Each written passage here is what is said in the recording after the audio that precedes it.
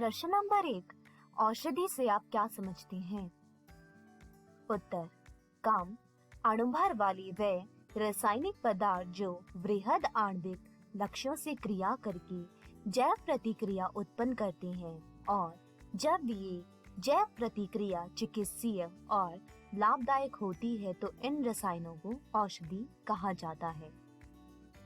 Carbohydrate, lipid, protein, nucleic अम्ल आदि वृहद आणविक लक्ष्य होते हैं। इन्हें लक्ष्यांड या औषध लक्ष्य भी कहा जाता है। प्रश्न नंबर 2, साबुनीकरण की क्रिया से आप क्या समझते हैं? उत्तर, जब तेलीय वसा की क्रिया सोडियम हाइड्रोक्साइड अथवा पोटाशियम हाइड्रोक्साइड से की जाती है तो साबुन तथा ग्लिसरॉल बनते हैं। इनमें नमक डालकर साबुन अपस्पृक्षित कर लिए जाते हैं। इस क्रिया को हम साबुनीकरण क्रिया कहते हैं। ये कुछ इस प्रकार से दर्शाई जाती है। प्रश्न नंबर 3, निम्नलिखित को परिभाषित करें। उत्तर, एंजाइम जैव उत्प्रेरक का काम करने वाले प्रोटीन को हम एंजाइम कहते हैं। ग्राही जो प्रोटीन शरीर की संचार व्यवस्था में निर्णायक होते हैं उन्हें ग्राही कहा जाता है। रासायनिक संदेशवाहक शरीर में 2 तंत्र कोशिकाओं और तंत्र कोशिकाओं एवं पेशी के मध्य संदेश का संचार कुछ रसायनों द्वारा होता है जिन्हें हम रासायनिक संदेशवाहक कहते हैं। प्रश्न नंबर 4, प्रति अम्ल तथा प्रति हिस्टामिन से आप क्या समझते हैं? उत्तर, अमाशय की दीवार में लगातार अम्ल उत्सर्जित होते हैं जिससे भोजन को अम्लीय माध्यम मिलता है। वे पदार्थ जो अमाशय की अम्लीय प्रवृत्ति को कम कर देते हैं उन्हें प्रति अम्ल कहा जाता है। प्रति हिस्टामिन शरीर की त्वचा से हिस्टामिन नामक रासायनिक पदार्थ स्रावित होता है जो धूल कण, पराग कण, धूप इत्यादि से प्रतिसंवेदी होता है।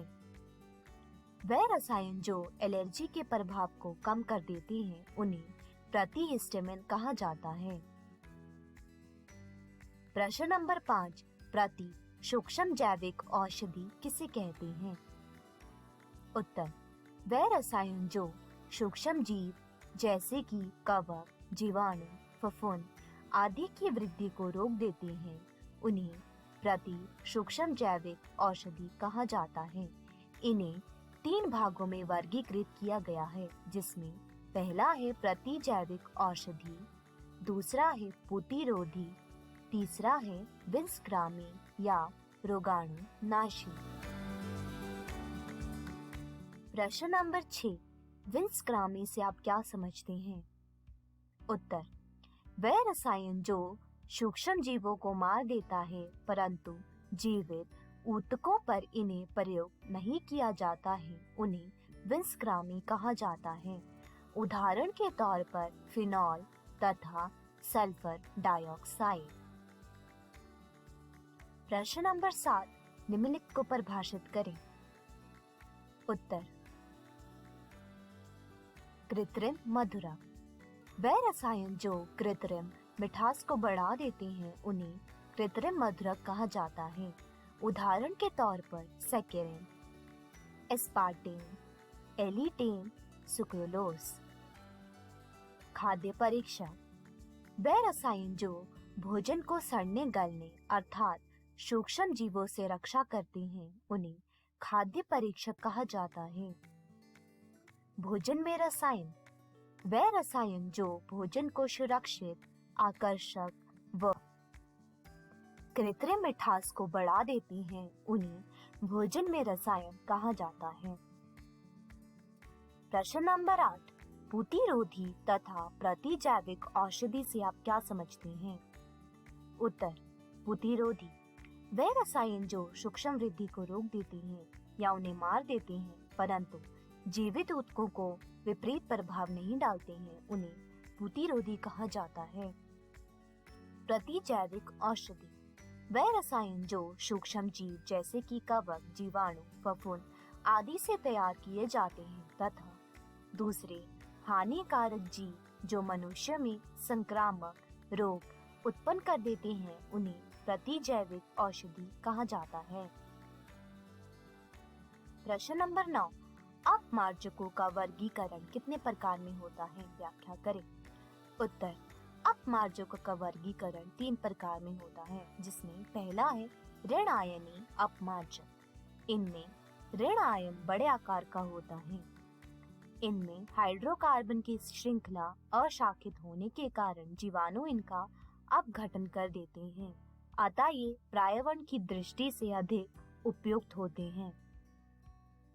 धन आयनी अपमार्जक, इनमें धन आयन बड़े आकार का होता है। ये अमोनिया लवण होते हैं।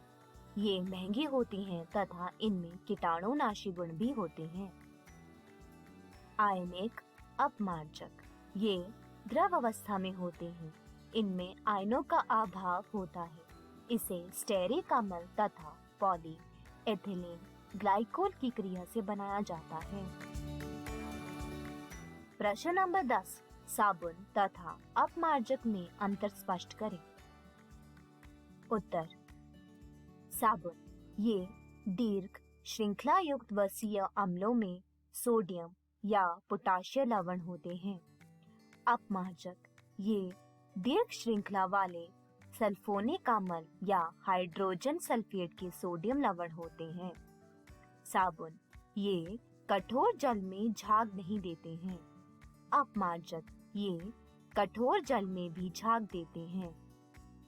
साबुन इन्हें कोमल रेशों पर काम में नहीं लाया जाता है। अपमार्जक इन्हें कोमल रेशों में काम पर लाया जाता है।